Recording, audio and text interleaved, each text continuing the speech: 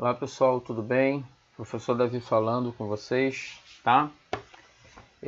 Vamos trabalhar nossa sétima aula hoje.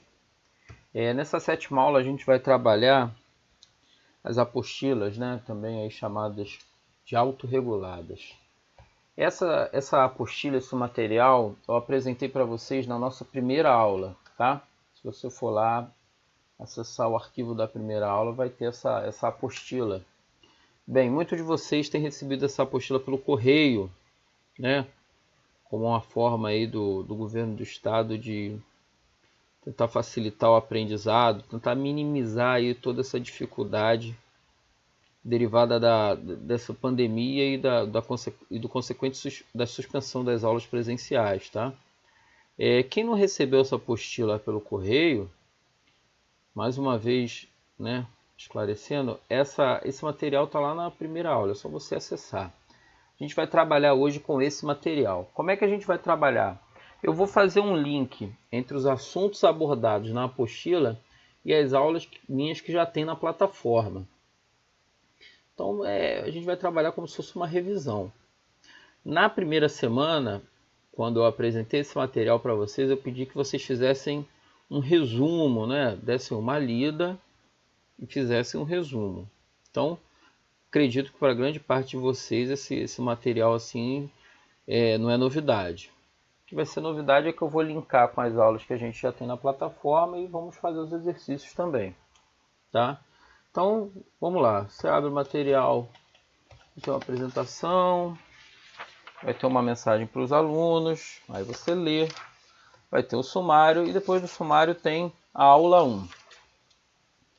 Assuntos abordados nessa aula 1. Conceito de reação reversível e reversível. Aonde tem esse assunto? A nossa segunda aula na plataforma tem exatamente esse assunto. Então você vai ler. Teve alguma dificuldade, não ficou muito claro, o que você vai fazer? Você vai lá no vídeo da segunda aula, vai assistir para entender que está assim destrinchado o conceito de reação reversível e reversível. Lembrando, como é que eu sei que uma reação na química é reversível ou irreversível? Você vai olhar para a representação da própria reação, né? Então, olha só, eu tenho a seta aqui apontando em um único sentido, né? Da esquerda para a direita.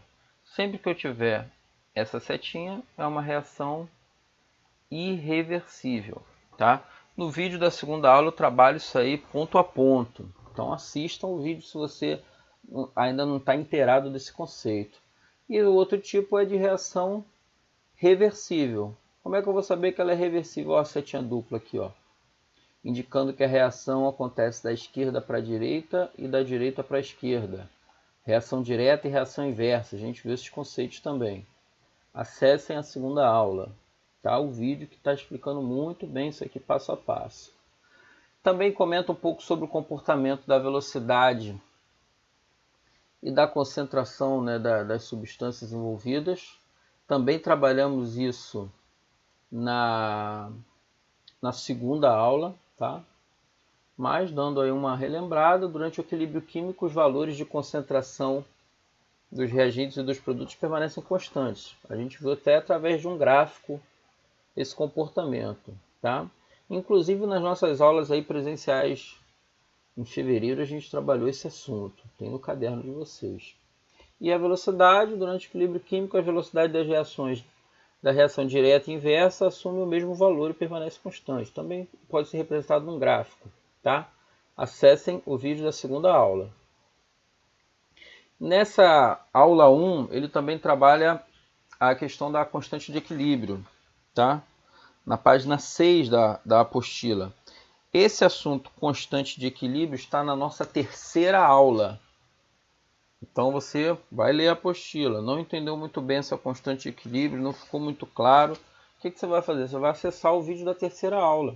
Você vai rever os assuntos que a gente já trabalhou. Mas vamos dar uma relembrada. O que é essa constante de equilíbrio? Ela é uma função, né? Uma constante que é dada em função das concentrações dos produtos e reagentes. É uma fração, né? Que a gente pode colocar assim, uma fração. onde na parte de cima eu vou ter os produtos, na parte de baixo eu vou ter reagentes, considerando a configuração clássica da reação química, né? Que é essa aqui. Vamos ver um exemplo prático. Esse exemplo, inclusive, eu trabalhei na aula. Está lá a constante. Tenho ali o CO2 como produto. Está ele ali representado na constante. Vezes o NO como produto também, dividido pelo monóxido de carbono. E o NO2 ali, ó. Professor, não entendi nada. Acesse o vídeo da aula 3 que está explicado isso aí de uma maneira bem lentinha, bem devagar, com exemplos, tá? Mas a constante de equilíbrio se monta dessa forma. Aí vem as atividades 1, né? Logo depois da atividade 1, depois eu vou tratar um pouco dessa atividade 1, vem a aula 2, tá? Isso aí eu já estou na página, deixa eu ver aqui, na página 10 tem a aula 2. Vamos ver os assuntos aí da aula 2. Na aula 2 ele trata do princípio de Le Chatelier. O princípio de Le Chatelier e a influência da temperatura no equilíbrio químico eu tratei na 4ª aula. Como eu falei para vocês, a apostila ela é bem objetiva, tá, pessoal? Ela traz o assunto assim num parágrafo. No vídeo ali eu perco 10, 15 minutos explicando cada um desses fatores. Então assistam. Depois a aula 2 fala de pressão. Como é que eu vou entender o funcionamento da pressão? De que forma a pressão afeta o equilíbrio químico? Você vai acessar a 5ª aula, está lá na plataforma. E a concentração foi a nossa última aula, 6ª aula. Quer dizer, então, essa aula 1 e essa aula 2 da apostila são uma revisão daquilo que a gente está vendo essas semanas todas. Tudo bem? Mas relembrando, como é que a temperatura influencia o deslocamento do equilíbrio químico? Tá aí. Esse slide eu tirei da 4ª aula, onde a gente tratou temperatura. O aumento da temperatura favorece a reação endotérmica. Redução da temperatura favorece a reação exotérmica.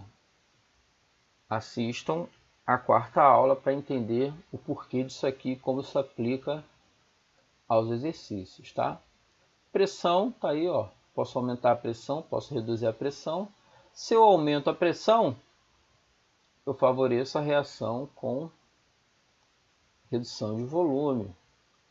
Percebam, ó, que o aumento da pressão favorece a redução de volume. São grandezas inversas. Quanto uma aumenta, a outra diminui. Redução da pressão, a reação com aumento de volume é favorecida. Esse é o assunto da 5ª aula. Assistam o vídeo da 5ª aula para entender pressão.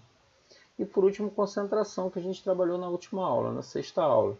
Está aí, ó, o aumento da concentração favorece a reação que consome essa substância, que eu aumentei. E se eu reduzo a concentração dessa substância, a reação que forma essa substância é favorecida. Assunto da 6ª aula. Tem aí a atividade 1, pessoal, e a atividade 2. Quer dizer, a atividade 1 ela tem 2 perguntas, né? É interessante você observar, que aí eu não sei explicar para vocês, você só consegue responder as perguntas da atividade 1 com o assunto abordado na aula 2, tá? Ó, vou repetir. É estranho essa organização da apostila nessa questão de exercícios. Por quê? Os exercícios da atividade 1 são respondidos com o conteúdo da aula 2, tá? Então fica atento a isso aí. Não adianta você ler a aula 1 para tentar responder a atividade 1.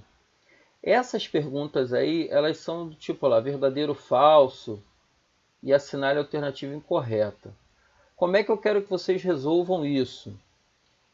Além de botar na número 1 verdadeiro e falso, vocês vão justificar por que é verdadeiro e falso. Então, eu acho que a letra A do número 1 é verdadeira. Aí você vai botar verdadeira e vai justificar. Organiza isso aí no seu caderno dessa forma. Então, A é verdadeira, por isso, por isso, por isso. A B é falsa, por isso, por isso, por isso. E na 2, ele quer que indique a alternativa incorreta. Quer dizer, só tem uma incorreta e as outras são corretas, né? Então você vai dizer, a letra A é correta, você vai justificar. Letra B, correta, você vai justificar. Quer dizer, não precisa copiar a pergunta no caderno. Você vai direto, ó, número 1, A, verdadeira, por isso, por isso, por isso. Número 2, a letra A é incorreta, por isso, por isso. A B é correta, por isso. Você vai justificar. A atividade 2 tem um número maior de questões, né? Ó, tem 1, 2, 3, 4 e 5. Eu quero que vocês trabalhem da mesma forma, certo? Nas que são verdadeiro e falso, justificar. Na que é correto, indicar a correto, indicar a incorreto, eu quero que você justifique por que ela é incorreta ou por que ela é correta. Então vamos lá. Na atividade 1 eu tenho 2 exercícios, que são questões objetivas, né? E uma de verdadeiro ou falso. Só que eu quero que você justifique. Na atividade 2, a número 4 é um cálculo. Então não tem o que justificar, você vai desenvolver o cálculo. Eu quero esse cálculo desenvolvido, tá? Não é só marcar a resposta do cálculo, você tem que desenvolver esse cálculo, mostrar como faz. E a questão 5, por si só, ela já é discursiva, tá? Então aí você vai desenvolver a questão. Então é isso, pessoal. As questões que são de marcar X, de verdadeiro ou falso, de marcar a opção correta e incorreta, eu quero que você justifique qual é verdadeiro, qual é falso, por quê, qual é correto, qual é incorreto, por quê. E no caso, na atividade 2, a número 4 é um cálculo, então não adianta só apresentar o resultado, tem que ter o cálculo. E a 5 por si só é discursiva. Então trabalhem essa apostila que foi enviada para vocês. Não recebi, tem lá no arquivo na primeira aula.